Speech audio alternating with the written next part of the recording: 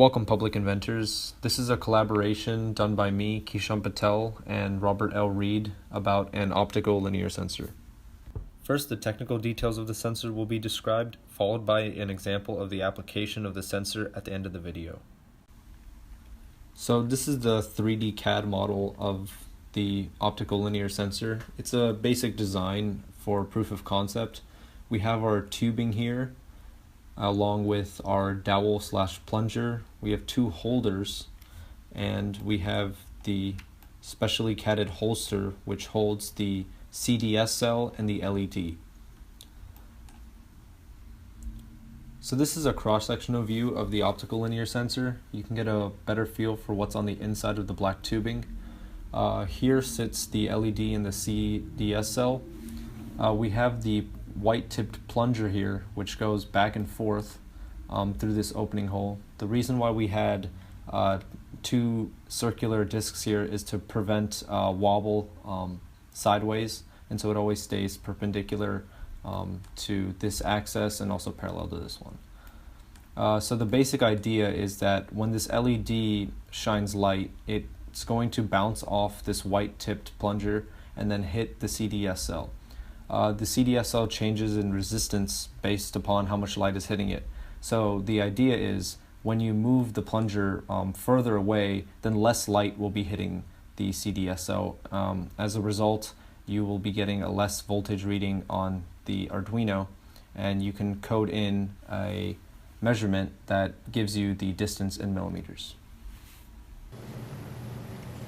So this is the original model created by Dr. Reed. He utilized a clear tubing and wrapped it in construction paper to prevent light from entering. He used a CDS cell and an LED with a simple voltage divider to an analog in to an Arduino. Also, he experimented with a solenoid engine here, and if you want to learn more about it, there's a link in the video description. So this is the 3D printed prototype that was all done from the CAD model shown before. This is the tubing that was printed from black PLA. It has a plunger with aluminum foil on the end. It moves and extends to a maximum length and contracts. The next piece is the holster, which holds the LED and the CDS cell inside. The wires come out like this, which can easily be placed into a breadboard or a PCB. These are the two mounts which hold the tubing stable since it's circular. For size comparison, here's a quarter. The tubing itself is a little bit smaller than the quarter, but I would say it's about the same size. This is a smaller version of the optical linear sensor. It has the diameter of about a dime, shown here. The plunger and the holster are scaled down versions of the ones shown below. It works the same way, besides the data points. Since the diameter of the tube is smaller, the light will bounce differently inside, so you have to take different measurements. So the setup is pretty simple here. We have this red board, which is Arduino compatible microcontroller. There's a simple voltage divider here for the CDS cell, and there's an analog read function in the code that reads from the analog A0 pin, and it is communicated through serial output. So as you can see from the monitor, as you pull the plunger out, the distance increases slowly. The analog read value is the raw value that the microcontroller gets, and through testing and analysis, we've coded in a linear interpolation in the Arduino code, so it outputs the distance in millimeters. So here we're going to show a side-by-side comparison of the real world versus the calculated version on the monitor. We're going to start off at 30 millimeters and slowly make our way up. As you can see, when we move the plunger, the displayed value increases proportionally. And when we go to 50 millimeters, it reads 52. When we go to about 60, we get 61.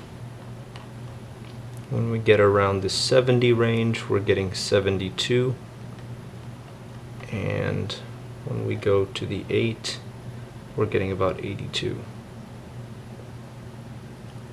So the calibration on this all depends upon the testing done beforehand. So this is the Arduino code that Dr. Reed and I developed. And on the right side, this is the Excel sheet detailing the distance measurements versus the analog read values that breadboard received from the analog input channel. This is a plot done based off of the analog read versus distance. Since it's not a perfect linear regression or a powered regression, what Dr. Reed and I decided to do was do a linear interpolation in between each of these values. So in between each of these dots would be a line, and based on the analog read value and where it is, it would read the corresponding distance proportionally in between those values. So let's go on to the code. This struct allows us to group the digital input and distance in millimeters found on this Excel sheet together. This struct M over here is just these table values imported into the Arduino code. There is initializing of variables. The setup is the basic serial.begin. This loop allows us to read the analog 0 pin at every 1 second. It also calls the function getDistance from voltage reading, which actually allows us to do the linear interpolation. So in this getDistance from voltage reading, we are past the int r, which corresponds to the analog read that we get from the Arduino. From there we check if r is greater than 1000, which means that the CDSO is actually receiving maximum light. That actually corresponds to the minimum distance of 1, so we return 1 here. From there we find from the struct listed above the upper bound and lower bound, so we can use those values for the linear regression. We find the multiplier of where specifically that point is located proportionally to the analog read values, and then we multiply that by the lower bound and add it. Then we return that value and serial print it out. All of the CAD files, code, and other information about the project can be found in the GitHub repository on the screen and in the video description below. And now some words from Dr. Reed to explain the applications of the project. Hi, welcome. This is some footage shot about the GLUS controller, which uses linear sensors. This is a commercially available linear potentiometer. It's a slide potentiometer, which is capable of varying its resistance based on the position of this slider. And when encased in 3D printed parts, as we have here in the GLUS controller, as you can see, you can move it in and out to make a linear sensor, which has a travel which is similar to the travel of the slide potentiometer.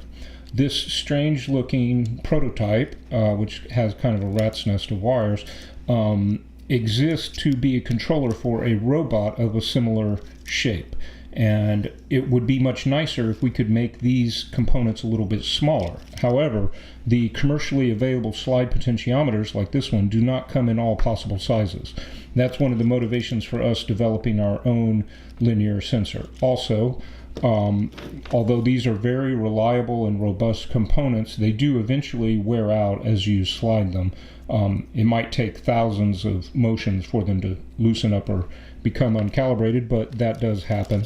But the biggest issue is we would like to be able to control the size, and as already this takes 2 hands to hold, I would like to be able to take a 7 tetrahedra version, which is the size of my robot, and be able to hold it within 2 hands. So it'd be nice to make something half this size, or maybe even a tenth of this size. And that's what the work that Keyshawn and I have done using the light-based sensors. Since the foundation and proof of concept of the sensor has been done, improvements can now be made to the design. It could be adapted to use on the GLUSCon as shown previously. The footprint of the sensor could be made smaller by the use of fiber optic cable, and the replacement for the CDSO could be found since it has the chemical cadmium in it. There could be many more improvements for the sensor, and many applications can benefit by implementing it. Thanks for watching.